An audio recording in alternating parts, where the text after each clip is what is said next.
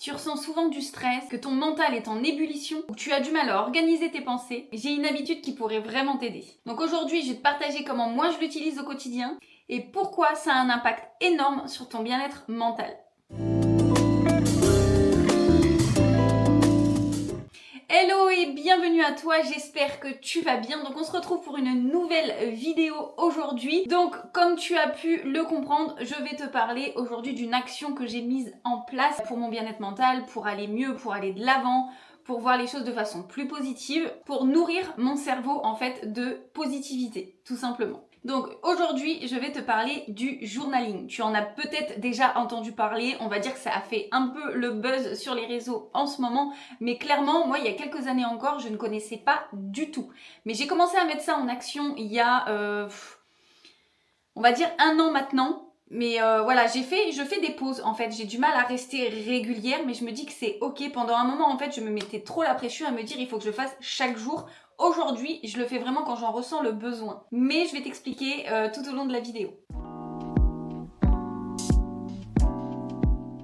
Donc déjà, moi, c'est vrai que je le fais dans les périodes où je me sens un peu dépassée par mes émotions, où j'ai du mal à savoir ce qui se passe un petit peu là-haut. Et là, c'est vrai qu'en ce moment, c'est le cas. Si tu n'as pas regardé encore ma première vidéo, n'hésite pas, je te remets le lien par ici. Donc n'hésite pas, tu comprendras mieux pourquoi je te parle aujourd'hui de ça. Donc c'est vrai que quand j'ai du mal à poser en fait mes émotions, je ressens le besoin de les écrire. Ça me permet en fait de mieux comprendre ce qui se passe là-haut, d'aller creuser un petit peu. Et du coup, j'utilise le journaling comme un outil pour me permettre de comprendre mieux mes émotions, comprendre mieux ce que je ressens, et du coup remettre de l'ordre dans mes pensées.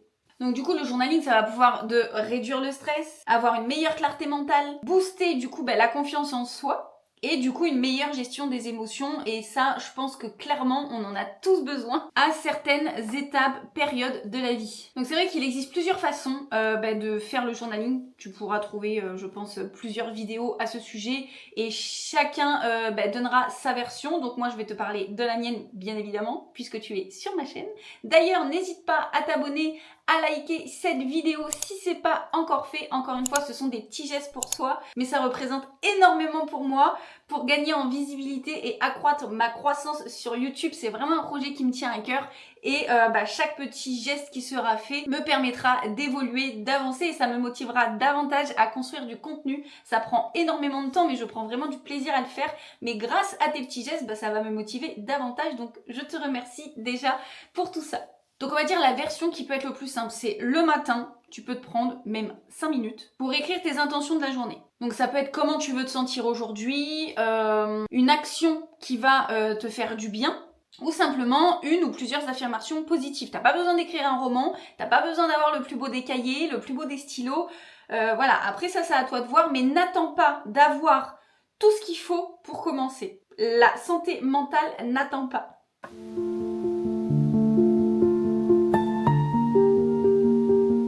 Ensuite, le soir, tu peux utiliser cet outil comme décharge mentale et gratitude. Donc, tu peux y écrire ce qui t'a marqué dans la journée, ce qui t'a fait du bien, des moments vraiment qui t'ont rempli de positivité, de gratitude. Et essaye vraiment, en tout cas, de terminer par 3 choses positives. Et après, les jours où ça ne va pas, quand tu as une baisse de morale, moi je t'invite vraiment à laisser libre cours à tes pensées, à écrire vraiment ce qui te passe par la tête, même si ça n'a aucun sens. Ne te mets pas comme objectif que tu vas écrire un livre et que quelqu'un va le lire ensuite. C'est à toi, c'est ton journal intime. Quand tu étais petite, tu as peut-être eu un journal intime. Là, on va dire que c'est la même chose, sauf qu'aujourd'hui, on appelle ça le journaling. Mais voilà, en fait, en soi, c'est ça. C'est quelque chose de secret. Il n'y a que toi qui est censé avoir accès à ce journal.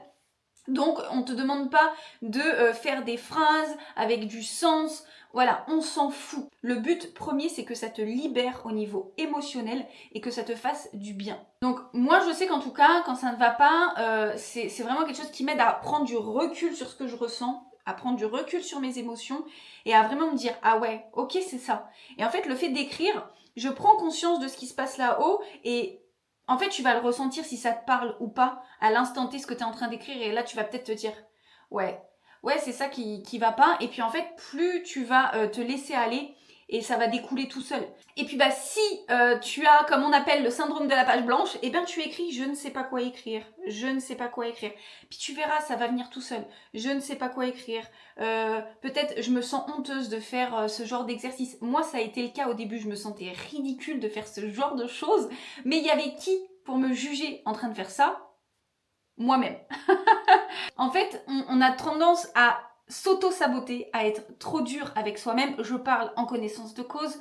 Je te donne ici quelques conseils, quelques tips bien-être, mais j'essaye aussi tant bien que mal de me les appliquer à moi-même, sinon c'est pas drôle. Mais bien souvent c'est plus facile d'aider, d'accompagner les autres, c'est quelque chose que j'ai toujours aimé faire jusqu'à maintenant, mais bien souvent c'est plus dur de s'aider soi-même. Et c'est vrai que moi je suis quelqu'un qui a tendance à s'auto-saboter, hein, clairement. Mais déjà j'en ai conscience et du coup j'essaye de travailler dessus. C'est vrai que moi quand j'ai vécu mes états dépressifs à 17 et 21 ans, j'avais pas tous ces outils-là, j'avais pas toutes ces ressources.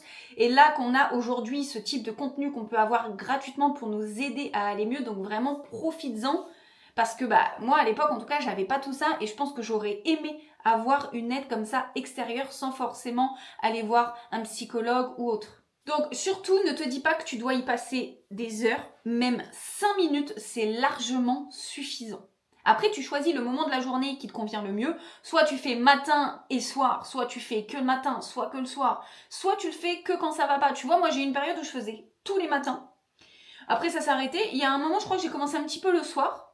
Et puis finalement, là, je me retrouve à le faire vraiment quand j'en ressens le besoin. Donc déjà, ça te permet aussi d'être à l'écoute de tes émotions et te dire là, c'est ok. Je sais que ça va pas. Je vais poser ces émotions-là et essayer de comprendre pourquoi ça ne va pas pour le moment. Donc après, si tu n'arrives pas vraiment à trouver l'inspiration, tu peux te poser tes questions. Qu'est-ce qui m'a fait du bien aujourd'hui ? Qu'est-ce que je retiens de cette journée ? De quoi j'ai besoin en ce moment ? Après, s'il y a du négatif dans ce que tu mets, par exemple, si tu as passé une sale journée et que ça te fait du bien d'écrire, écris-le. Mais moi, je t'invite par contre, comme je te disais, à finir sur du positif. Surtout si tu fais ça le soir, avant de te coucher, finis sur du positif, histoire d'aller te coucher sereine. Mais c'est aussi important le matin, parce que histoire de bien commencer sa journée, si tu finis par du négatif, il est fort probable que tu penses qu'à ça. Donc en tout cas, si tu n'as jamais essayé, moi je t'invite à le faire. Encore une fois, si tu as besoin d'aller t'acheter un joli carnet, un joli stylo, parce que ça va t'aider à commencer, fais-le. Tu peux trouver ça pas cher, chez Action par exemple. Moi, c'est la base. mais voilà, n'attends pas d'avoir vraiment le plus beau des matériels pour commencer, parce qu'encore une fois, la santé mentale n'attend pas. Et si ça ne va pas là-haut, c'est bien possible qu'il y a plein d'autres choses qui ne vont pas dans ta vie, parce que tout commence là-haut. Tout ce qui est en relation avec la nutrition, le fitness, dis-toi que c'est là. Ça se passe déjà là-haut. Ton rapport à la nutrition, le fait de faire des séances, si t'es pas bien mentalement, dis-toi que tes séances elles seront pas productives et du coup tu vas pas voir forcément les résultats que tu attends, ça va te démoraliser, du coup tu vas recraquer peut-être sur la nourriture en te disant que tu n'as pas de résultats, mais dis-toi que c'est peut-être simplement, je mets des guillemets, parce que au niveau psychologique, émotionnel, ça ne va pas. Et c'est aussi ça qui peut bloquer une perte de poids. J'aime pas ce terme de poids, je veux plutôt dire une perte de gras, parce qu'en général c'est plutôt le gras qu'on veut perdre, clairement. Donc dis-toi que c'est aussi ça qui peut freiner une perte de gras. Si tu as trop de stress accumulé, si du coup tu as un mauvais sommeil parce que tu es stressé, angoissé, tout ça vraiment ça a une influence énorme. On se rend pas compte, c'est vrai quand on veut perdre du gras, qu'on a des objectifs de retrouver une silhouette dans laquelle on se sent bien, qui nous plaît, on a tendance à se dire ok, c'est l'alimentation, le sport.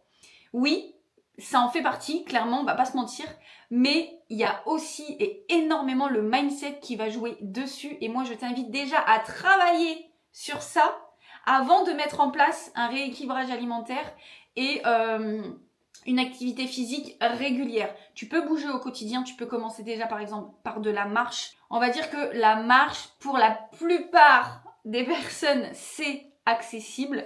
Donc n'hésite pas vraiment à bouger au quotidien, ça c'est une certitude. Moi je t'encouragerai jamais à ne pas bouger. Par contre, voilà, si tu sens que psychologiquement c'est compliqué, travaille déjà là-dessus avant vraiment de t'engager dans des objectifs sur le long terme qui vont peut-être être compliqués à tenir. Et du coup, si t'as pas le mindset assez fort pour tenir ces efforts, ça va être ultra compliqué et du coup ça va être un cercle vicieux. Donc voilà, déjà travaille sur ton mental, essaye déjà de mettre cette première action en place. Et puis n'hésite pas à me dire en commentaire si toi tu pratiques déjà, si tu connaissais, si tu vas peut-être t'y mettre. Et si tu t'y es mise, n'hésite pas à refaire un retour une fois que c'est fait, peut-être sur une semaine déjà. Tu peux mettre en commentaire sur YouTube, me rejoindre aussi sur Instagram. Je te mets mon pseudo juste ici, mais au cas où tu peux retrouver le lien sur ma chaîne YouTube. En tout cas, je te remercie d'avoir suivi cette vidéo. On se retrouve très bientôt pour la prochaine. Ciao, ciao. Bon, clairement, le reflet dans les lunettes, on adore. Parce qu'il y a toute une installation, voilà. Tu prendras pas ça en compte dans la qualité de ma vidéo, j'espère, parce que clairement, alors sans lunettes, je vois, mais je vois trouble. Donc c'est perturbant, parce que j'ai l'impression que l'écran est flou.